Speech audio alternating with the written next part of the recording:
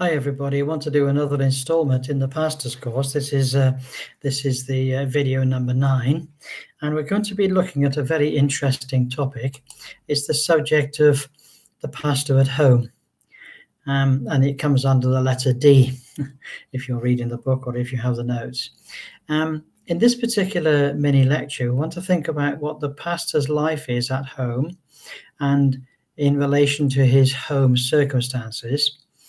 The first point is that we would think that the pastor, generally speaking, looks after his home and keeps it tidy and well maintained. Now, that doesn't mean to say that the pastor is necessarily very rich or that he has a very beautiful home necessarily, but the home is at least clean and the home is at least tidy. So this is our proposition, that we would think that a pastor keeps his home tidy and well maintained as much as he's able. So a dirty or an unkept home is no credit to anyone, and let alone a Christian pastor. Of course, it does not mean that he has to have a mansion. He doesn't have a mansion, he doesn't have a rich man's home, but it is swept, it's clean, even if it is modest and humble. And it's no credit to have the tiles falling off the roof or the garden untidy. Our forefathers used to say that cleanliness is next to godliness. Now, what they meant was that being clean was only second to being righteous. I have a friend who believes that integrity is as important in the home as it is in life. In fact, he believes that integrity means that everything that we do is consistent across all departments of life. So he says to have an untidy cupboard, to have a back door that is less well kept than the front door. You can see the point. John Wesley was at the very height of his ministry, and he would often be in the very center of a riot. People would come to him with great violence and brickbats and throw dead cats and rats at him. Often it was very hard in the midst of a riot to actually get to him, because there were a lot of people sometimes in the way. And in those days, people of stature used to, like judges and lawyers, and clergymen used to wear a fake wig. It was made out of horsehair generally, and even people in the Lords and in certain establishments wear these fake wigs today. Now, these contraptions were almost universally flea-infested, and so the way in which they coped with that is that they covered them in powder, more and more powder, because they thought that had the effect of just killing off all the bugs. Of course, it didn't kill the bugs at all. So what happened with John Wesley? Well, John Wesley would never wear a wig, because to him that spoke of a fakery, fake hair. So what he did is he would wash his hair every other day, and he would comb it, and it looked a little bit like the wigs of the day. He wore it quite long. And when somebody was about to get very close to him and grab hold of him, they'd touch his hair and they'd stop. They'd never touched clean hair.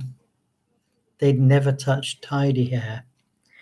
They'd never touched hair that felt as if it was washed and it was combed and brushed. And this was characteristic of John Wesley. He was characteristically a tidy man.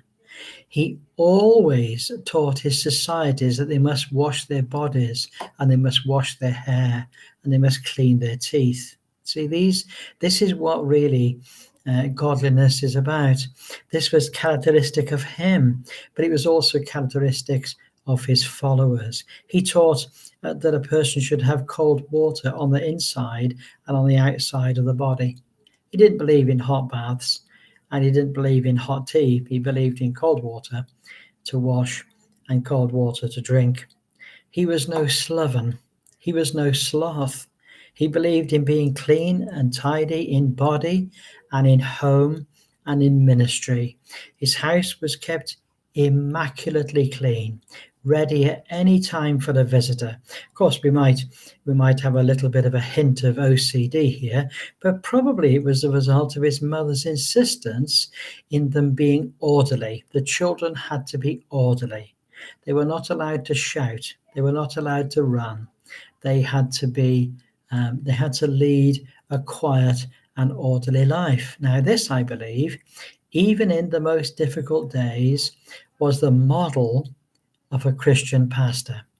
Now, he was always busy, always about his master's business, and always clean and well turned out. But he lived humbly, and he lived in a home well kept. Now, an orderly home is a place reflecting an orderly mind. It's a place of calm and security. It reflects a mind at peace with oneself and the world. And it's an art to develop. It is a frame of mind to cultivate.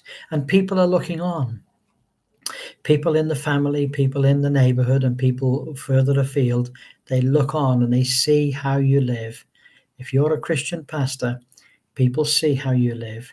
If you live untidily, if you live slovenly, this is an outward impression that they get about what they think is your inner life. Okay. Now, in 1 Timothy chapter 3, verse 5, he says, "For if someone does not know how to manage his own household, how will he take care for God's church?" Wow, that's quite a telling thing. We like to think as pastors that we're in charge and taking care of God's church. Yeah, no, but if we can't look after our own room and make our own bed and keep ourselves clean, then we wonder what we're doing. And there's a beautiful verse in Proverbs 31, verse 27, which says, "She looks well to the ways of her household and does not eat the bread of idleness." Now, that's a beautiful expression. And of course, in Proverbs, we have truth for daily living. Truth for daily living. And it talks there in chapter 31 about the godly woman, how that she looks well to the ways of her household and does not eat the bread of idleness. Okay, so we have 4 questions as ever. And these questions are not designed to tease you. They're not to be an essay necessarily. They're just meant for discussion. And so the first question is cleanliness and tidiness a feature of your lifestyle? Good question, that. It's a question that speaks to me. Is cleanliness and tidiness a feature of your lifestyle? Second question is your home environment clean and tidy? Now, you could have a clean and tidy lifestyle without it necessarily being clean and tidy, because of course there are times when the place can become upset and disturbed, but there's this tendency to always bring it to order and always bring it back to a tidy condition. I'm always amazed at my wife, how she does it. I don't understand it. I mean, we can go to bed after a very, very long day and things are in a mess. My wife's a late person. She's always up very late, and I'm generally to bed early. And she'll come back. I'll come back in the morning and look at the kitchen, and it is spotless. The default condition is spotlessness. That's the great thing. Now, the third question is: do you need help to get it in order? Now, when a place is exceptionally untidy, and of course, when something becomes untidy or even unclean, it's quite difficult to bring it back to a state of order. So if you need help, that's something to consider. You might get some extra help in. You might, with your wife or your family or with your neighbors, you might decide that you'll do a job to get it in order. And lastly, the question is, what would you want your home to be like? What would you want it to be like? That's a great question. It's the sort of question that causes every single one of us to think, what is it that I want my garden to look like? What is it that I want my study to look like? What is it that I want my home to look like? Do I want it to be tidy and in order? I do. Well, then how are we going to take steps to bring it to that condition?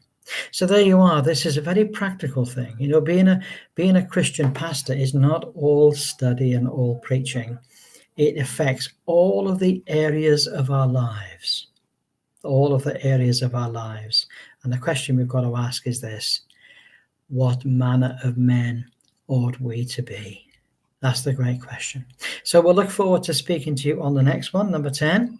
Have a great day, and God bless you all. Bye for now.